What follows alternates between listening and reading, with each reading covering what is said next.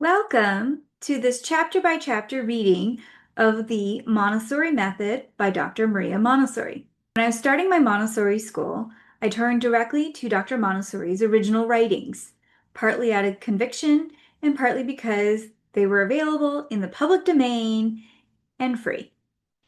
What I didn't realize at the time was I was reading the original English translation commissioned while Dr. Montessori was still alive, translated in 1912 by Anne E. George. Later, I discovered that many of us have encountered Montessori through later translations, especially the 1967 version, which helped spread the method widely in the US, and for which I'm personally grateful. But returning to the original text, I found something more: Dr. Montessori's full voice, her depth, her vision, and her spiritual and philosophical foundations. In this podcast, I'm reading the original translation chapter by chapter, adding reflections to help connect her words to today's classrooms and families. This is an experiment, an adventure, and a shared journey of learning. Let's begin.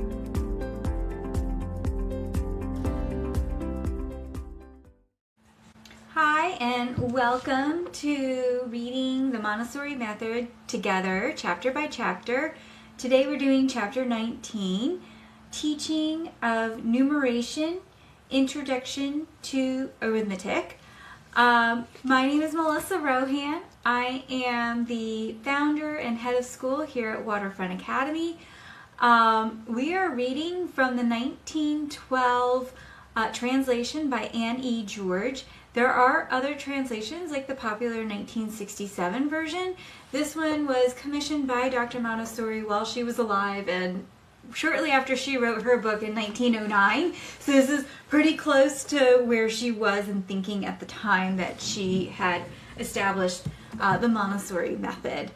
Anyways, so today's chapter is specifically, she's introducing Montessori math. I can't tell you how many times as doing our social media, I'm like hashtag Montessori math whenever I put a picture of a child doing math work. It's a thing, and there's a reason why it's a thing. It's amazing, and it works with the way that humans learn, especially at this age, and then it's just in your head. So I feel like I could go on and on about this because it's just so amazing the way this works. We children, humans, we like using our hands. We use more of our brain when we use our hands. We've already discussed this in the chapters before. And when we're using our hands, more of our brain is being activated and we are learning things better. We're seeing things in 3D. There's a great study on 3D versus 2D learning.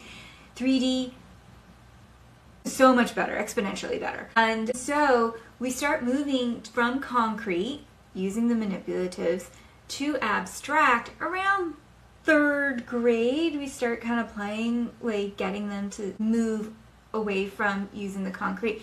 But I always tell parents that I'm still in the adolescent classroom using the materials to introduce these really big concepts. And I'm doing pre-algebra, algebra, trigonometry, geometry. We're doing really big works over there in the adolescent classroom. And so I like cementing it with the hands-on first. And it's using the exact same materials that they have used over and over and time again since they were 3 years old.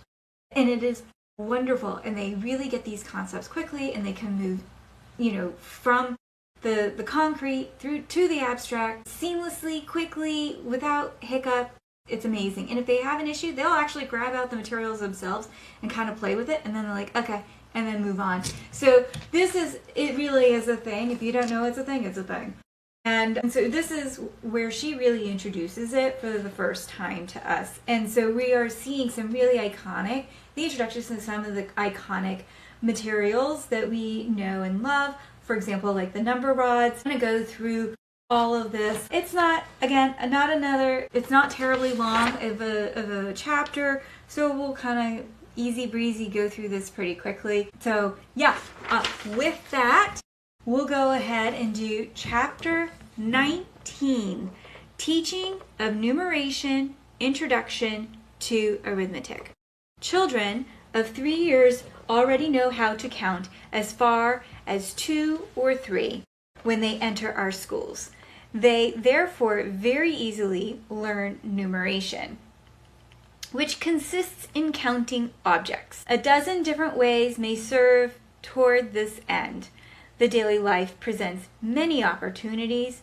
When the mother says, for instance, there are 2 buttons missing from your apron, or we need 3 more plates at table. One of our first means used by me is that of counting with money. I obtain new money, and if it were possible, I should have good reproductions made in cardboard. I have seen such money used in school for deficients in London. The making of change is a form of numeration so attractive as to hold the attention of the child. I present the 1, 2, and 4 centime pieces, and the children this way learn to count to 10. No form of instruction is more practical than that tending to make children familiar with the coins in common use, and no exercise is more useful than that of making change. It is so closely related to daily life that it interests all children intensely. Having taught numeration in this empiric mode, I pass to more methodical exercises of these sets of blocks already used in the education of the senses, namely the series of 10 rods heretofore used for the teaching of length. The shortest of these rods corresponds to a decimeter and the longest to a meter, while the intervening rods are divided into sections a decimeter in length. The sections are painted alternating red and blue. Some day, when a child has arranged the rods, placing them in order of length, we have him count the red and blue signs, beginning with the smallest piece, that is 1, 1, 2, 1, 2, 3, etc., always going back to 1 in the counting of each rod, starting from the side A. We then have his name the single rod from the shortest to the longest, according to the total number of sections which each contain, touching the rods at the sides B, on which side the stair ascends. So let me show you this diagram there. You see it? This results in the same numeration as when we counted the longest rod. 1, 2, 3, 4, 5, 6, 7, 8, 9, 10. Wishing to know the number of rods, we count them from the side A and the same numerization. 1, 2, 3, 4, 5, 6, 7, 8, 9, 10. This corresponds of the 3 sides of the triangle, causes the child to verify his knowledge, and as the exercise interests him, he repeats it many times. We now unite to the exercises in the numeration the earlier sensory exercises in which the child recognizes the long and the short rods. Having mixed the rods upon a carpet, the directress selects one and, showing it to the child, has him count the section, for example 5. She then asks him to give her the next one in length. He selects it by his eye, and the directress has him verify his choice by placing the 2 pieces side by side and by counting their sections. Such exercises may be repeated in great variety, and through them the child learns to assign a particular name to each one of the pieces in the long stair. We may now call them piece number 1, piece number 2, etc. And finally, for brevity, may speak of them in the lessons as 1, 2, 3, etc. The numbers as represented by the graphic signs. At this point, if the child already knows how to write, we may present the figures cut in sandpaper and mounted upon cards. In presenting these, the method is the same used in teaching the letters. This is 1, this is 2, give me 1, give me 2. What number is this? The child traces the number with his finger as he did the letters. Exercises with numbers. Association of the graphic sign with the quantity. I have designed 2 trays, each divided into 5 little compartments. At the back of each compartment may be placed a card bearing a figure. The figures in the first tray should be 0, 1, 2, 3, 4, and in the second, 5, 6, 7, 8, 9. The exercise is obvious. It consists in placing within the compartments a number of objects corresponding to the figure indicated upon the card at the back of the compartment. We give the children various objects in order to vary the lesson, but chiefly make use of large wooden pegs so shaped that they will not roll off the desk. We place a number of these before the child whose part is to arrange them in their places, one peg corresponding to the card marked 1, etc. When he has finished, he takes his tray to the directress that she may verify his work. The lesson on 0.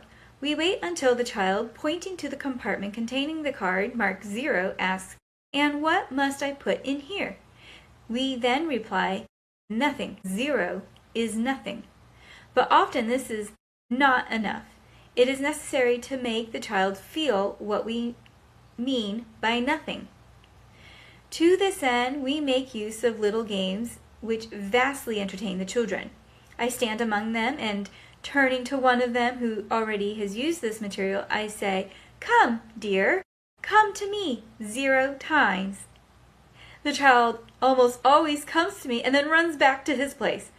"But my boy, you came 1 time, and I told you to come 0 times. Then he begins to wonder. "But what must I do then?" "Nothing. 0 is nothing. You must sit still. You must not come at all. Not any times. 0 times. No times at all." I repeat these exercises until the children understand, and they are then immensely amused at remaining quiet when I call to them to come to me 0 times, or to throw me 0 kisses. They themselves often cry out, "0 is nothing! 0 is nothing!" Exercises for the memory of numbers. When the children recognize the written figure, and when this figure signifies to them the numerical value, I give them the following exercise. I cut the figures from old calendars and mount them upon slips of paper, which are then folded and dropped into a box. The children draw out the slips, carrying them still folded, to their seats, where they look at them and refold them, conserving the secret. Then, one by one, or in groups, these children, who are naturally the oldest ones in the class, go to the large table of the directress, where groups of various small objects have been placed. Each one selects the quantity of objects corresponding to the number he has drawn. The number, meanwhile, has been left at the children's place, a slip of paper mysteriously folded. The child, therefore, must remember his number, not only during the movements which he makes in coming and going, but while he collects his piece, counting them one by one. The directress may here make interesting individual observations upon the number memory. When the child has gathered up his objects, he arranges them upon his own table, in columns of 2, and if the number is uneven, he places the odd piece at the bottom and between the last 2 objects. The arrangement of the pieces is therefore as follows, and let me go ahead and give you this illustration. The crosses represent the objects, while the circle stands for the folded slip containing the figure. Having arranged his objects, the child awaits the verification. The directress comes, opens the slip, reads the number, and counts the pieces. When we first played this game, it often happened that the children took more objects than they were called for upon the card. And this was not always because they did not remember the number, but arose from a mania for having the greatest number of objects. A little of that instinctive greediness, which is common to primitive and uncultured man. The directress seeks to explain to the children that it is useless to have all those things upon the desk, and that the point of the game lies in taking the exact number of objects called for. Little by little they enter into this idea, but not so easily as one might suppose. It is a real effort of self-denial which holds the child within the set limit, and makes him take, for example, only 2 of the objects placed at his disposal, while he sees others taking more. I therefore consider this game more an exercise of willpower than of numeration.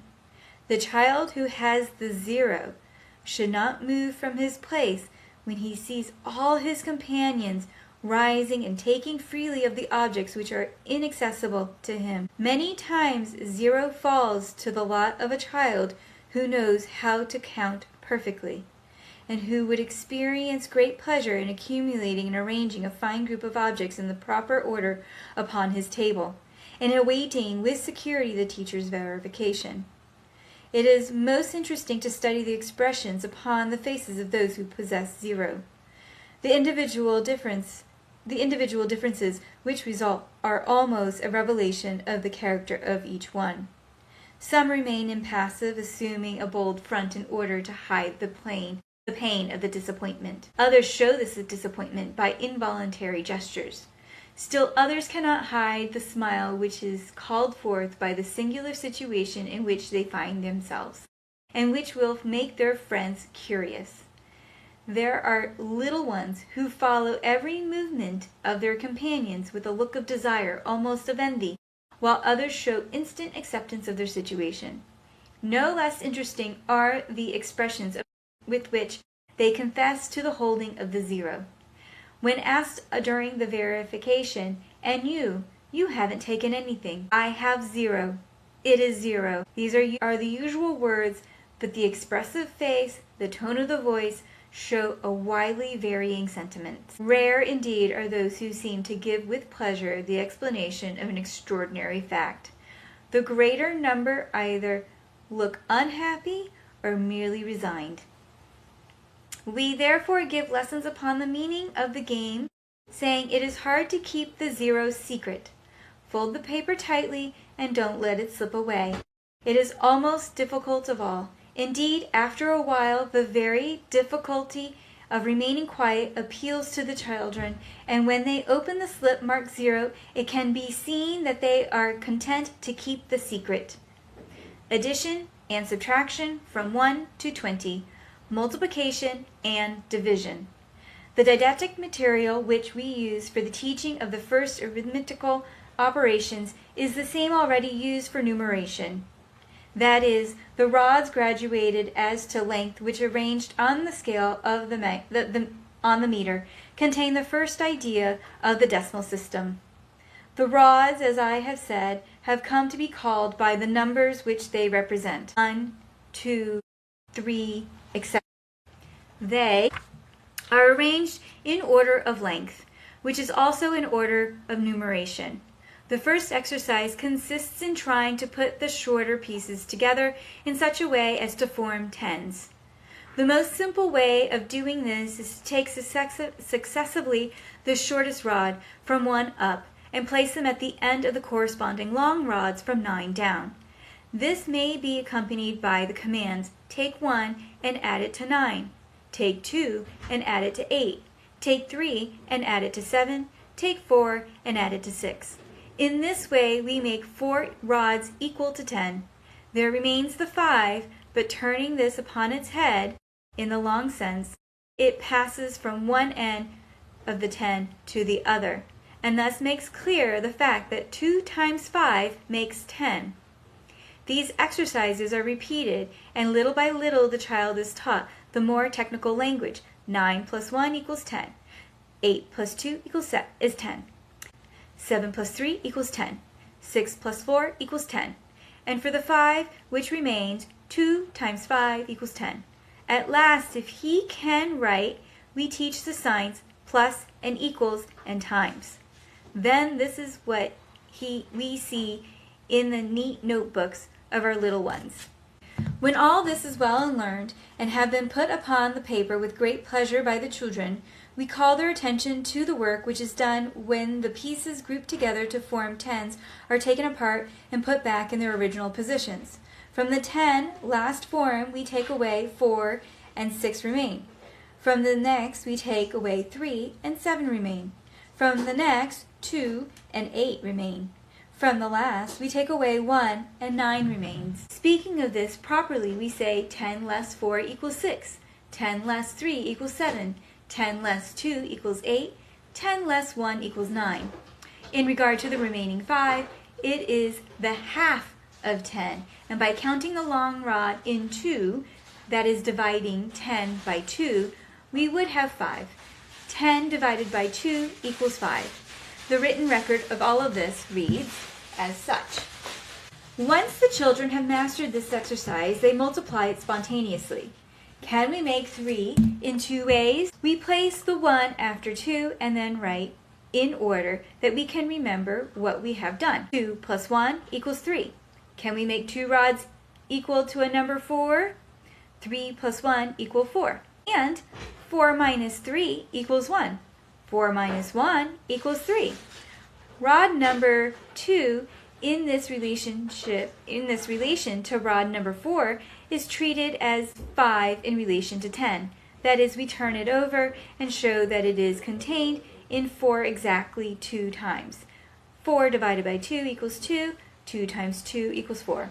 Another problem. Let us see how many rods we can play this same game.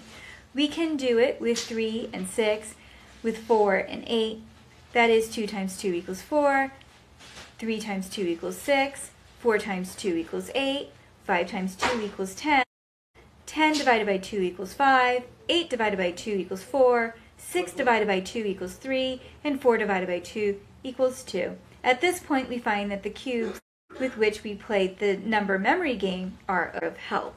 From this arrangement, one sees at once which are the numbers which can be divided by 2. All those which have not an odd cube at the bottom. These are the even numbers because they can be arranged in pairs, 2 by 2. And the division by 2 is easy. All that is necessary being to separate the 2 lines of 2 that stand one under the other.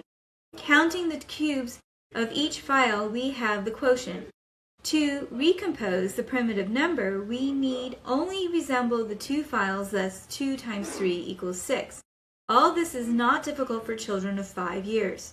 The repetition soon becomes monotonous, but the exercises may not be easily changed. Taking again the set of long rods, and instead of placing rod number 1 after 9, place it after 10. In the same way, place 2 after 9 and 3 after 8. In this way, we make rods of the greater length than 10, lengths which we must learn to name 11, 12, 13, etc., as far as 20. The little cubes, too, we may use to fix these higher numbers. Having learned the operation through 10, the only difficulty lies in the decimal numbers which require certain lessons. Lessons on decimals, arithmetical calculations beyond 10. The necessary didactic material consists of a number of square cards upon which the figure 10 is printed in large type, and of other rectangular cards half the size of the square and containing the single numbers from 1 to 9. We place the numbers in a line: 1, 2, 3, 4, 5, 6, 7, 8, 9, 10. Then, having no more numbers, we must begin over again and take the 1 again. This 1 is like the sections in the set of rods, which in rod number 10 extends beyond 9. Counting along the stair as far as 9, there remains this one section which, as there are no more numbers, we again designate as 1. But this is a higher one than the first, and to distinguish it from the first, we put it near a 0, a sign which means nothing. Here then is 10, covering the 0 with the separate rectangular number cards in the order of their succession we see formed: 11, 12, 13, 14, 15, 16, 17, 18, 19. These numbers are composed by adding to rod number 10 the first rod number 1, then 2, then 3, etc., until we finally add rod number 9 to rod number 10, thus obtaining a very long rod, which, when its alternating red and blue sections are counted, gives us 19. The directress may then show to the child the cards giving the number 16, and he may place the rod 6 after rod 10. She then takes away the card bearing 6 and places over the 0 the card bearing the figure 8, whereupon the child takes away rod 6 and replaces it with rod 8, thus making 18. Each of these acts may be recorded thus: 10 plus 6 equals 16, 10 plus 8 equals 18, etc. We proceed in the same way to subtraction. When the number itself begins to have a clear meaning to the child, the combinations are made upon one long card. Arrange the rectangular cards bearing the 9 figures upon the 2 columns of numbers shown in figure A and B. Upon the card A, we superimpose upon the 0 of the second 10 the rectangular card bearing the 1, and under this, the 1 bearing 2, etc. Thus, while the 1 of 10 remains the same, the numbers to the right proceed from 0 to 9 thus. In card B, the applications are more complex. The cards are superimposed in numerical progression by tens. Almost all our children count to 100 divide. That concludes this chapter of the Montessori Method. Thank you for listening and for taking part in this journey with me. This project is very much an exploration. If you have thoughts to add, questions to ask, or if you think I misunderstood or missed something important, I genuinely want to hear from you. Please message me, share your reflections, or continue the conversation with fellow listeners. On a quest to learning, relearning, and engaging deeply with Dr. Montessori's work as we go. Join me next time as we continue chapter by chapter.